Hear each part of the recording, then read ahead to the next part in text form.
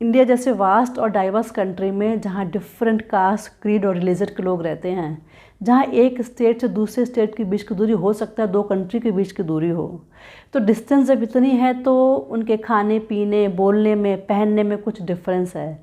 लेकिन since we all belong to a motherland India, तो हमारे अंदर सिमिलरिटी भी बहुत है।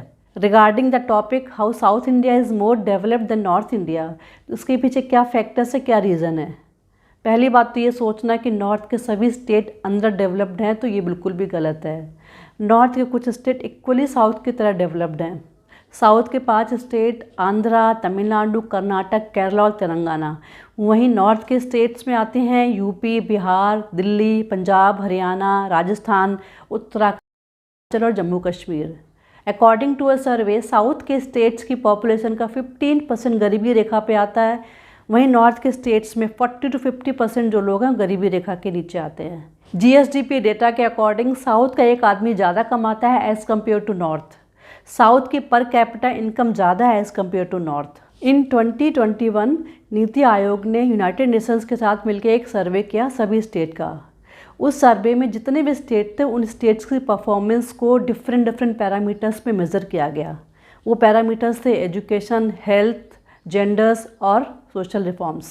इस सर्वे में टॉप 5 स्टेट थे साउथ के, और इसमें टॉप कर रहा था केरला, जबकि बॉटम के 5 स्टेट नॉर्थ स्टेट से थे। इसी तरह से MPI multi dimensional poverty index, इस सर्वे को भी नीति आयोग कंडक्ट करता है। इस सर्वे को भी 3 पैरामीटर्स में देखा जाता है, हेल्थ, एजुकेशन और लिविंग स्टैंडर्ड। इस सर्वे में भी साउथ के 5 स्टेट टॉप पे रहे और बॉटम के स्टेट नॉर्थ के थे। ये जो कुछ भी मैंने आपको बताया ये मेरी पर्सनल ओपिनियन नहीं है, ये सभी सरकारी आंकड़ों के हिसाब से, सरकारी सर्वे के हिसाब से हैं। सो ऐसे क्या फैक्टर्स, ऐसे क्या एडेड एडवांटेज साउथ को हैं जो नॉर्थ को नहीं है, जिसकी वजह से साउथ मोर डेवलप्ड है as compare to North. Geographical location एक बहुत बड़ा एडवांटेज है साउथ स्टेट के लिए। जहाँ साउथ के सभी स्टेट कोस्टल एरिया में हैं, कोस्टल एरिया होने की वजह से, पोर्ट होने की वजह से उनके वर्ल्ड के दूसरे पार्ट से अच्छी कनेक्टिविटी है। कनेक्टिविटी अच्छी होने की वजह से बिज़नेस और ट्रेड अच्छा होता है साउथ का। इवन आज भी 90% ट्रेड साउथ के स्टेट से ही होता है। जितने भी पोर्ट हैं, जितने बड़े बड़े पोर्ट हैं वो साउथ में ही हैं। बाद में जब ब्रिटिशर्स आए तो ब्रिटिशर्स ने रेलवे लाइन का अच्छा काम किया, नॉर्थ से लेकर साउथ तक की रेलवे कनेक्टिविटी अच्छी कर दी। इसमें अंग्रेज़ों का ये फ़ायदा था, वो पूरे इंडिया से रॉ मटेरियल लेके ट्रेन के द्वारा वो साउथ तक पहुंचाते थे अपना माल, और वो माल फिर बाद में लंदन भेजा जाता था पोर्ट के थ्रू, साउथ के पोर्ट से। इसमें भी नॉर्थ का कुछ फ़ायदा नहीं हुआ नॉर्थ से, बल्कि अंग्रेज सस्ता माल खरीदते थे। जहाँ नॉर्थ गंगा के तट पे बसा हुआ है तो वहाँ की लैंड फर्टाइल होने की वजह से खेती बहुत अच्छी होती है। इस वजह से यहाँ के लोगों की डिपेंडेंसी एग्रीकल्चर पे ज़्यादा है। यहाँ नॉर्थ के पास पोर्ट की एक्सेसिबिलिटी ना होने की वजह से एक तो दूसरे देश के लोगों से कटे हुए रहते हैं, उसके अलावा बिज़नेस की अपॉर्चुनिटी भी उनको नहीं मिलती है। सपोज़ करिए कि कोई यूनिट अगर यूपी में लगे, कोई अगर मैन्युफैक्चरिंग यूनिट यूपी में है, उसके माल को दुनिया के दूसरे देशों तक पहुंचाने के लिए उस माल को यूपी से या तो साउथ के किसी पोर्ट पे ले जाया जाएगा या तो बॉम्बे पोर्ट, किसी भी पोर्ट पे ले जाया जाएगा। तो उसकी जो डिस्टेंस है उस वजह से उसका कॉस्ट भी ज़्यादा बढ़ती है, पेपर वर्क होते, टाइम भी ज़्यादा लगता है।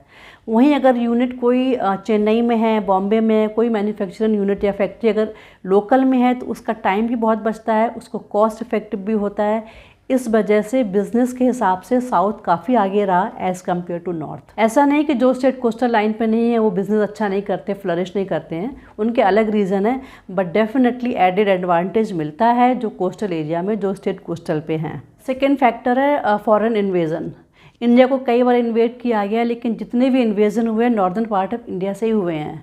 Starting from Afghan, Turkey, Khiljis, Lodhi, Mughals, अंग्रेज, इन सभी ने टाइम एंड अगेन इंडिया पे इन्वेड किया और रूल किया है।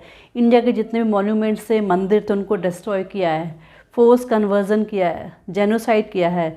इस वजह से कल्चरली भी काफ़ी डिस्टर्ब और मिक्स हुए इंडियंस, नॉर्थ इंडियंस। ऐसा नहीं है साउथ की तरफ ये नहीं पहुँचे हैं, साउथ की तरफ भी इन्होंने इन्वेड किया है, वहाँ पे भी रूल किया, लेकिन बहुत कम टाइम के लिए किया है। सो बिकॉज ऑफ इन्वेजन नए नए रूलर्स आए, उन्होंने रूल किया, नई नई पॉलिसीज़ बनाई। तो टाइम एंड अगेन जब इन्वेजन हुए, नए रूलर्स आए, तो उन्होंने अपने हिसाब से पॉलिसीज़ बनाई। कई लोगों ने पार्शियलिटी करी, कई लोगों ने लूटने के हिसाब से रूल किया। सो कहीं ना कहीं ये जो इन्वेजन्स हुए, ये जो रूल हुए थे, पॉलिटिकल इंस्टेबिलिटी को लेके आए, और पॉलिटिकल इंस्टेबिलिटी कहीं ना कहीं डेवलपमेंट को हैम्पर करती है, उसको रोकती है। नॉर्थ में इन्वेजन की वजह से औरतों की कंडीशन काफ़ी ख़राब हुई। इन्वेजन के बाद ही सती प्रथा शुरू हुई। मिडेवल पीरियड में मुगल्स के इन्वेजन के बाद पर्दा प्रथा भी शुरू हुई, जबकि ये प्रैक्टिसेस इन्वेजन के पहले नहीं थी। नेक्स्ट है पॉलिटिकल कंडीशन। एक्चुअली पॉलिटिक्स का बहुत बड़ा रोल होता है किसी भी स्टेट के डेवलपमेंट के लिए, किसी भी कंट्री के डेवलपमेंट के लिए। जहाँ नॉर्थ के स्टेट ज़्यादा करके रूल किए गए कांग्रेस और बीजेपी के द्वारा, जो कि कांग्रेस बीजेपी एक ऐसी पार्टी जो नेशनल पार्टी भी है। वहीं साउथ के mostly state ruled by regional parties. तो फ़र्क यही कि जो नेशनल पार्टी वो इतनी ओवरवर्कड होती है, वो किसी स्टेट पे ध्यान ना देके उसका एजेंडा होता है पूरे देश के बारे में देखना, देश के बारे में सोचना।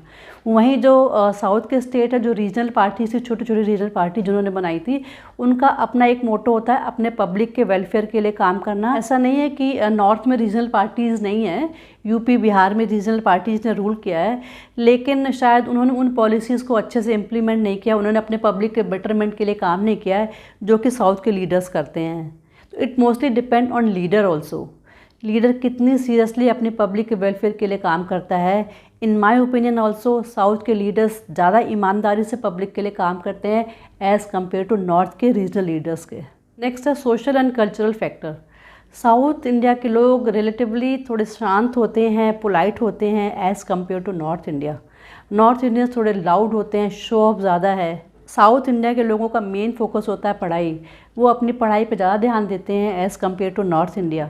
इसी रीज़न से आप देखना कि जितने भी साइंटिस्ट हैं इसरो में, डीआरडीओ में, ज़्यादा करके साउथ इंडियंस ही हैं। Social reformers like Narayan Guru and Periyar, इन्होंने समाज में जो भी बुराइयां थी, जो भी कुप्रथाएं थी, जैसे कि कास्टिज़म हो गया, अपर कास्ट लोअर कास्ट हो गया, लड़कियों की पढ़ाई हो गई, अनटचेबिलिटी हो गई, इस तरह की जितनी भी बुराइयां थी उनको ख़त्म करने का काम किया, उस पर काफ़ी काम किया। साउथ में गर्ल एजुकेशन पे बहुत फोकस किया गया है। इसकी वजह से साउथ की जो लिटरेसी रेट है वो काफ़ी अच्छा है, बिकॉज इक्वली लड़के लड़कियाँ स्कूल जाते हैं, पढ़ाई करते हैं।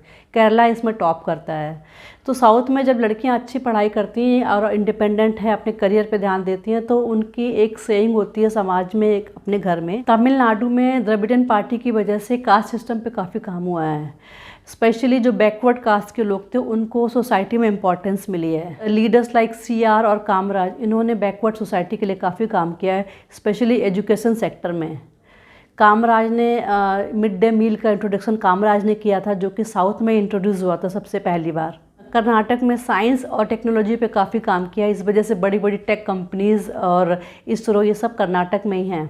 इन सब फैक्टर्स के बाद किसी भी स्टेट का political governance, law and order बहुत बड़ा रोल प्ले करता है उसके डेवलपमेंट में। जहाँ साउथ के स्टेट्स ने रीजनल पार्टीज़ ने ही ज़्यादा करके रूल किया है, उनका मेन मोटो होता था अपने पब्लिक के वेलफेयर के लिए काम करना, स्टेट के अपलिफ्टमेंट के लिए काम करना, सोशल रिफॉर्म करना। तो पब्लिक भी वहाँ की वाइजली वोट करती थी। उन्होंने भी किसी ऐसी पार्टी को नहीं चूज़ किया जो कि काम कुछ और कर रही है, बोल कुछ और रही है। जबकि नॉर्थ में जो रीजनल पार्टीज़ हैं उन्होंने कास्टिज़म पे वोट किया, कास्टिज़म पे वोट मांगे, और पब्लिक ने भी अपने स्टेट को डेवलपमेंट को प्रायोरिटी ना देके कास्टिज़म को प्रायोरिटी दी।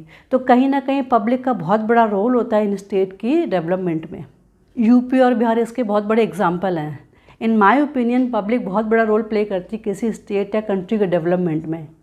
आप क्या सोचते हैं, आपका क्या कमेंट है, प्लीज़ कमेंट में कमेंट करके बताइएगा। आई होप आपको ये वीडियो अच्छा लगा होगा। If you like my video please like and subscribe my channel.